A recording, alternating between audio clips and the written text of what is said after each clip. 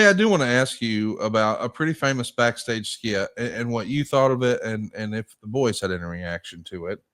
I sort of gave the example earlier of when Charlotte Flair made her debut on WWE TV. She was in Charlotte, North Carolina, and she lost. She lost to Natalia that night on Monday Night Raw. But one of the first times we're going to see Goldberg here in this first run with the WWE is in a backstage skit where Goldust is going to be gifting something to Goldberg, and it winds up being a big blonde wig that he puts right on his head. Now, I realize this is WWE and it's sports entertainment, but this is not the presentation that we saw of Goldberg in WCW. And I can't help but wonder, is this almost like the Goldberg equivalent of Vince having JR join the Kiss My Ass Club? Because that's what it feels like. It doesn't feel like, if you're really trying to draw money with Goldberg, that if you know what worked before, why would you go so far in the other direction with this wig spot, which, by the way, has a place on the card. I'm not mocking that. I absolutely love the Goldust character and some of the things he was doing, but it didn't feel native to the Goldberg character. And that's why it was supposed to be funny. Did you have a problem with this? Was it a misstep? Was it a fumble for Goldberg?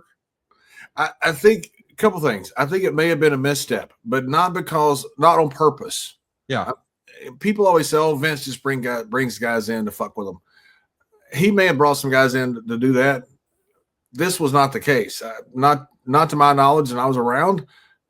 Most of the time, if it was a bad idea, it was a bad idea because Vince had good intentions with it, not because it was. Now, think about what Vince was doing.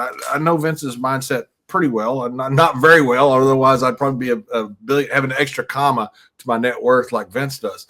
But Vince loved to create guys that could do other things. So you had to create depth with Goldberg. So to be in WWE, you had to be able to cut promos. You had to be able to talk a long time. I don't know if Vince thought that Bill could do this or needed a segue to be able to do that. But this gives him that segue. All of a sudden, you give this character depth. You give this character layers. Now, all of a sudden, you start creating stuff for Goldberg where he can do some promos and where you can have the opportunity to say something more than just "you're next." So I understand the mindset of Vince coming at this, which, you put it on a piece of paper. I think it works. Now, did it work or not? Probably not. I think I agree with you. It probably was a misstep. But if it was a misstep, it wasn't a misstep because, hey, we're going to mess with Goldberg. It was a misstep because Vince was trying to create layers for Goldberg's character. Because I know exactly what Vince was thinking, because I've talked to him a million times about it. That what Vince likes to do with characters is develop things that people don't see in different ways you can go with the character, because you got to be on episodic television. You got to be out there every single week. And we don't have a roster to run through like he did in WCW. So you have to create different ways for him to get over. And I think if it was a misstep, it wasn't a misstep done on purpose. I will say, too, as a reminder, I agree with you. It wasn't done on purpose. He put Stone Cold Steve Austin in a little tiny cowboy hat and made him sing Kumbaya really terribly. And Stone Cold crushed it. Yes. I mean, instead of it being something that humiliated the Stone Cold Steve Austin character and this badass Austin character, it gave a whole new, as Bruce would call it, a fresh paint of coat. I mean, that's exactly what it was. So I get why he's trying this with Goldberg, but I don't know that the Goldberg character was necessarily firmly established to this WWE audience yet. So I don't know. I talked to Vince about Hogan before. Vince was, writing the promos. Brother, I was on the world's largest Harley right now to the world's largest arms. Harley drops out. And the next thing you know, brother, I'm going 14 miles on the world's largest arms because I had to get to the arena. And then I ran to an ocean and I swam 22 miles, fought off the sharks because Hulkamania has to rise. Vince was the one that wrote that stuff for him. Vince was the one that wrote the crazy, crazy stuff for him. And I remember Vince telling me on the plane about some of the pushback from Hogan that, this doesn't make any sense. And Vince was like, trust me on this. Vince did a lot of things out there and had a great mind for this. And like we thing with the cowboy hat with Stone Cold, Steve got it over. Same thing with this wig. I think Vince was just sitting there trying to go a different direction and trying to create something for a guy that he thought was a huge star. I do want to mention that, man, if it wasn't for bad luck, they'd have no luck at all, because shortly after this is where we see the now infamous skit where Rock and Goldberg are going to have an interaction, and Goldberg's supposed to be chasing him in his badass car, his old school muscle car, and it blows the transmission, and he can't give chase in the car, so he jumps out and just runs after the Rock. I mean, this has to be one of the more monumental snafus in WWE history. You effectively have, on live television, had a prop go wrong here. You put Goldberg in an unwinnable position because the Rock just took off in a Hummer, and now I'm supposed to be chasing him in my muscle car. It won't crank.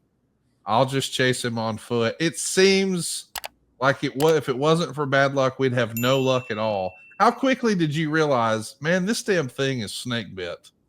I think with that, that's when I realized it. What a disaster.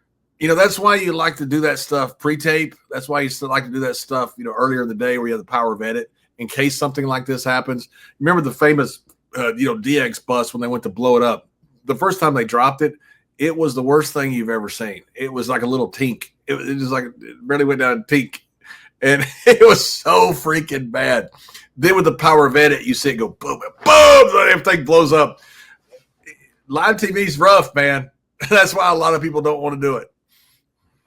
When the match finally happens, Goldberg does get the win over The Rock, but I don't know that we properly built Goldberg the way we needed to. We do 349,000 buys on pay-per-view. That sounds like an absolute ton today in 2025, but it was the lowest of 2003, and the prior year's Backlash did 400,000 buys. This just feels like very quickly we realized the timing was off. I mean, is that really the story of Goldberg's first run, maybe more than anything else? Just right guy, right company, wrong time? Is that it? Yeah, I think it was. I think it was the wrong time for so many reasons. You know, the Backlash before was, Hogan. They had Hogan come back in that match with Rock, and that's a hard comparison. Goldberg's a massive star too, just like Hogan, but I don't think anybody can compare to Hogan. And when that's one of Hogan's last matches against this rising star, I think it's a pretty tough comparison. But I think the timing was just horrible. I mean, it was terrible. We were going from an Attitude Era to a PG era, and we're losing the biggest stars that we've had that have created this entire wave of completely full arenas, great TV ratings and all that. Goldberg comes in and, you might look at it and say, well, what would have been if Goldberg hadn't been there, which is impossible to measure. But that would be a better measure because, Vince is pulling in Goldberg because we are losing our ratings and we are starting to lose traction with a lot of things because of so many things that are happening in the world. Don't we all love summer vacation, relaxing, laying out by the pool, barbecues, hitting the beach, doing, well, nothing? Well, how about a summer vacation from your house payments? With SaveWithConrad.com, you can do just that. Reduce your monthly payments by making the equity you built up in your home work for you. You can roll together those high interest rate credit cards into one lower monthly payment and perhaps access some of that newfound equity to turn your house into your dream home with no money out of pocket. And how about this? You get to skip your next 2 house payments. That's right. You won't have to make your June or your July house payment. You're done until August 1st. Go right now to SaveWithConrad.com. Let my team run the numbers for you for free. There's no obligation, and if we can't help you save some cash, we won't waste your time. And did I mention we're offering a 3-year guarantee right now?